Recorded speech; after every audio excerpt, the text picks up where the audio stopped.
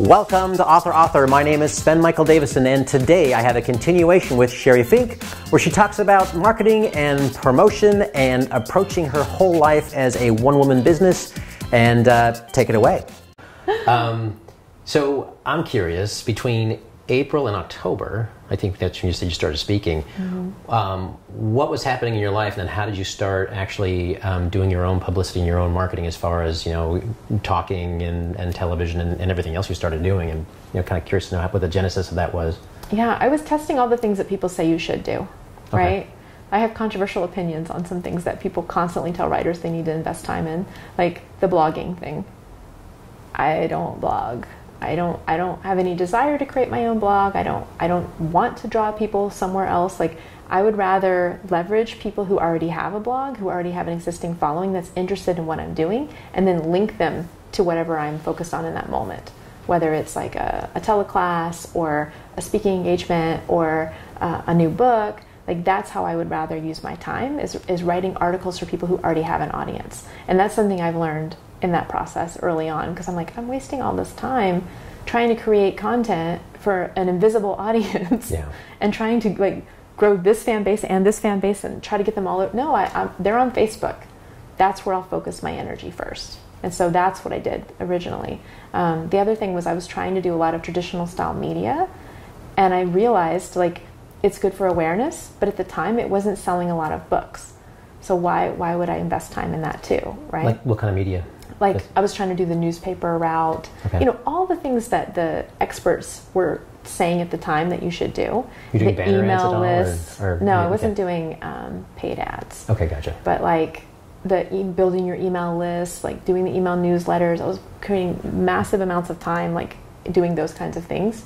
Like I said, for a non-existent audience, that it didn't make sense for me. I didn't love it.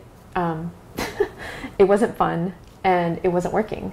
So I started getting invited to do events because people are like, wow, you have a really powerful story, and I didn't want to share it. I was really embarrassed by it. But what I've learned too is the more human you are, the more honest you are, the more that connects with people, and the more they want to learn from you because they know that you're like them.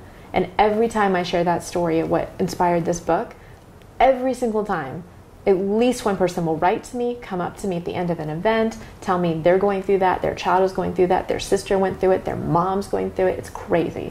So I feel that events allow me to connect with people in a way that it's very, it's almost surreal.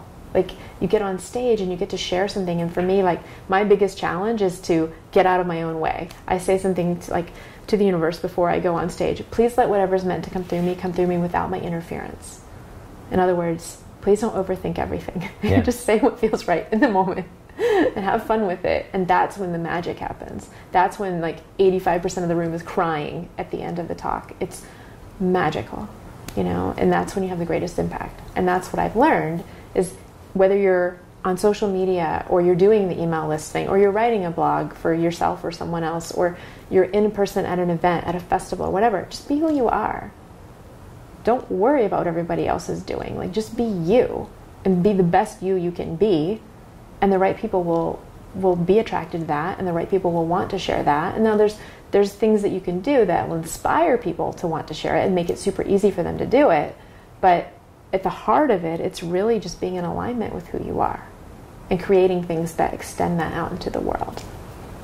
Of all the things you tried, what was working? Because it sounds the blogging didn't work, but what started actually working for you? It was the events.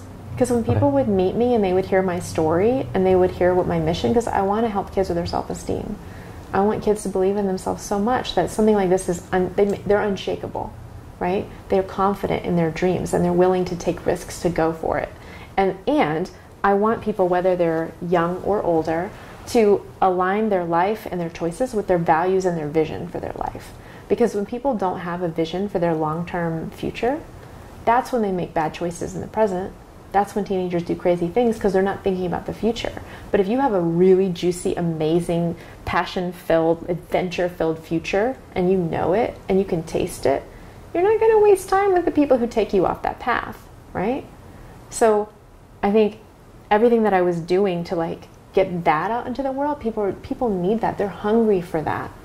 And everything that I share that message through works better than anything else. So how did you book your first talk? My first talk, oh my gosh. I'm trying to think, like, I did a Girl Scouts thing. It was very small. It was like 20 girls and their leaders and a couple parents. And I was so scared. And I over-prepared, like crazy over-prepared. Was this a Girl Scout troop or something? It was someone who was a fan of my book in Orange County. And they wrote me an email and they're like, we were looking for someone just like you. Just like you. Oh, we found you online. She loves your books and we were looking at everything that you do. And yes, you'd be perfect. And I'm like, oh, I don't know. I had spoken at corporate conferences before, but it wasn't from my heart. No. I had not embraced my inner colorfulness back then. Gotcha. Yeah. It would have been a lot more fun. Yeah, absolutely. But, I went and I spoke to the girls and I answered questions, but I was very nervous and I really wanted to have an impact. That's never changed. But I realize now, like, it's not about me. It's not about how I look or how I sound or the way I'm standing or any of those things that I think a lot of us clutter up our mind with when we're trying to get a message out. It's about being present for those girls. It's about being honest and dropping the wall with them and telling them the truth, and seeing the beauty within each of them and allowing them to see that. Like, that is the magic. And it took a long time for me to get to the point where I could drop the self-consciousness enough that I could make it all about the other person. And I think it comes with practice. It comes with time. It's just like cultivating your mindfulness, right? Like, you don't all of a sudden become super present. You have to practice not picking up your phone every 5 seconds. You have to practice, like, really thinking about what the person is saying, not formulating what you're going to say in response before they're finished the thought. Like, all those things. It's like good people skills also equal good speaker skills. Makes sense. Yeah. So, Girl Scout troop. Mm-hmm. Then after that, did that sort of snowball into something else, or did you find? I mean, I'm just kind of curious about what their reaction was, because you just talked about being a little self-conscious.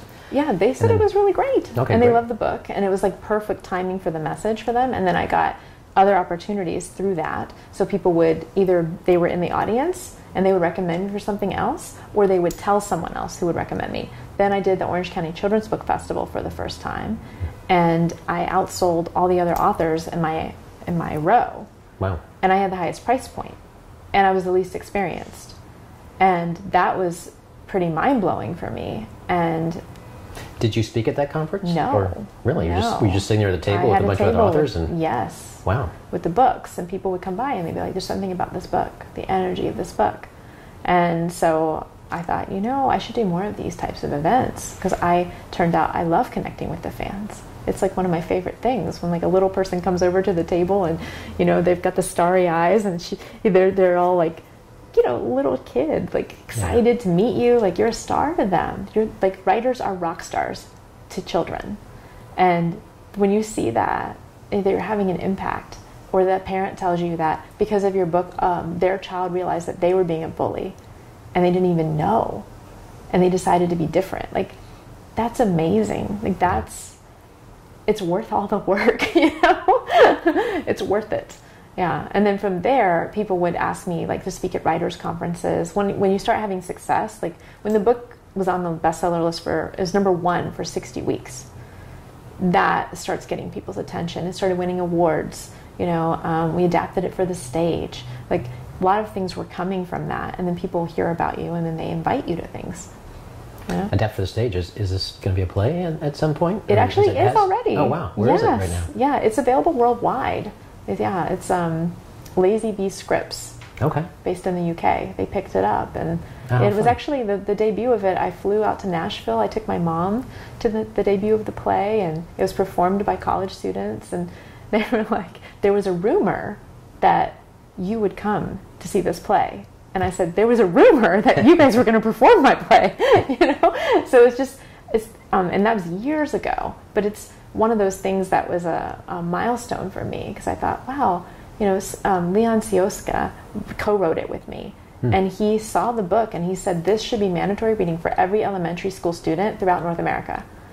And I didn't know how to write a play. He's the one that approached me about it. And he's like, well, why don't we co-write it together?